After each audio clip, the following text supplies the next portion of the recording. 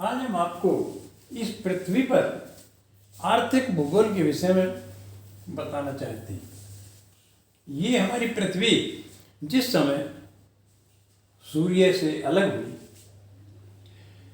और सूर्य से अलग होने के बाद पृथ्वी के सूर्य के जो सौरमंडल के जो ग्रह हैं वो सभी अलग हुए, इसी तरह पृथ्वी भी अलग हुई। उस समय इस पृथ्वी पर कोई भी आर्थिक क्रियाकलाप नहीं था। इस पृथ्वी पर जब जीवन और वनस्पति पैदा हुए,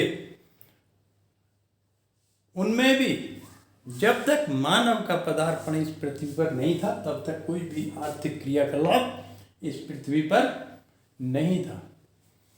जब से मानव का इस पृथ्वी पर निवास हुआ है तब से इस पृथ्वी पर मानव के द्वारा ही आर्थिक क्रियाकलापों का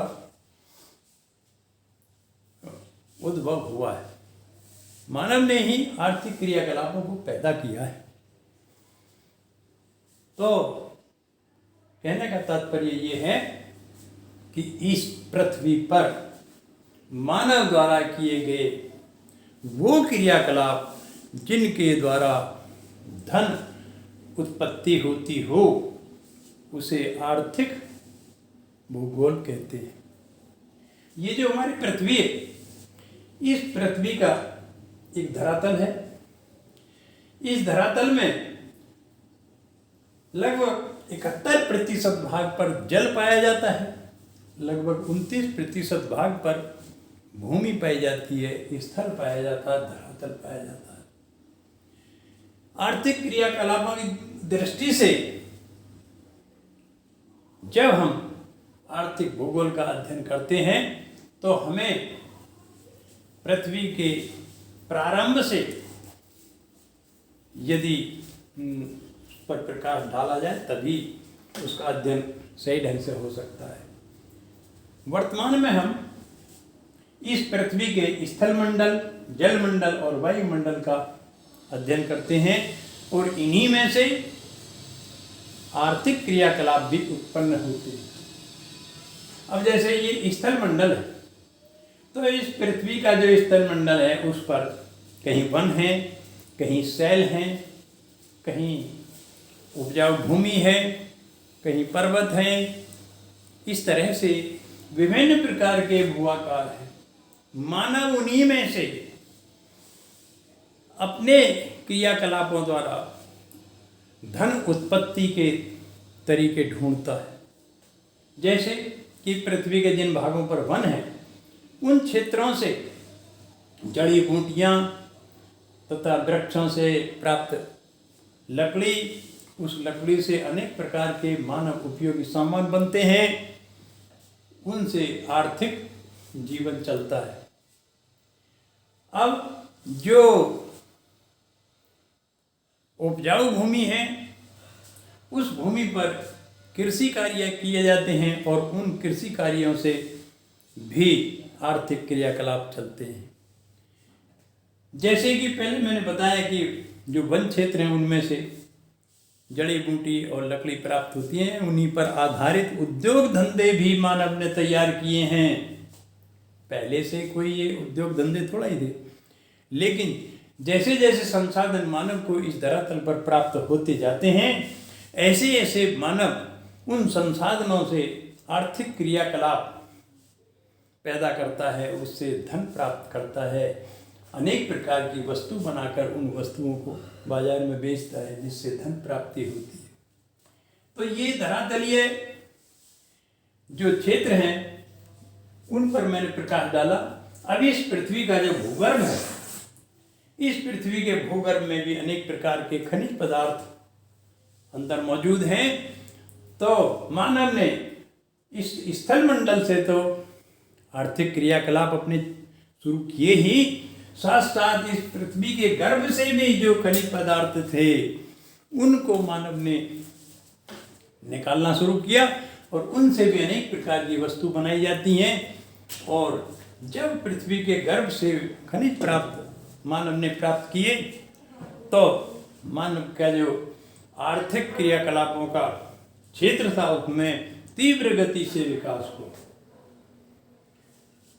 अब इसके बाद आता है जलमंडल। इस पृथ्वी के 71% भूभाग पर समुद्र है, जल है। तो इस जलमंडल को भी मानव ने अछूता नहीं छोड़ा। इसमें से भी जिस भी तरीके से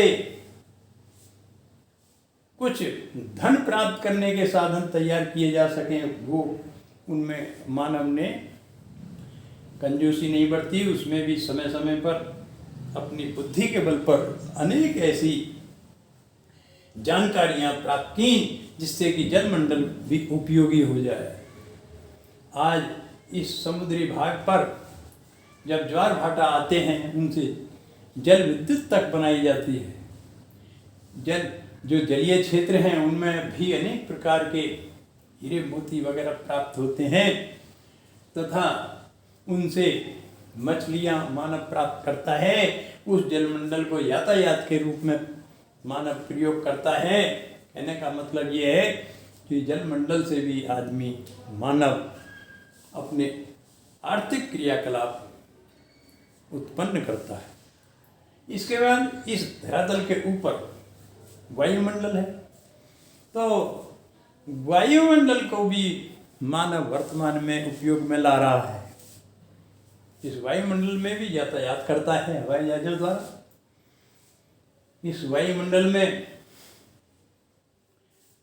आदमी बहुत कम समय में इस पृथ्वी के अनेक दूर दराज के क्षेत्रों पर बड़े कम समय के अंदर पहुंच जाता है, क्योंकि वायुमंडल से जो वायु यातायात है वो वायु यातायात बहुत तेज गति से चलता है। धरातल के ऊपर जो यातायात के साधन हैं उनकी गति इतनी नहीं होती जितनी वायु के अंदर जो वायु यातायात के साधन हैं वो इतनी तेज गति से चले जाते हैं कि इस पूरी पृथ्वी का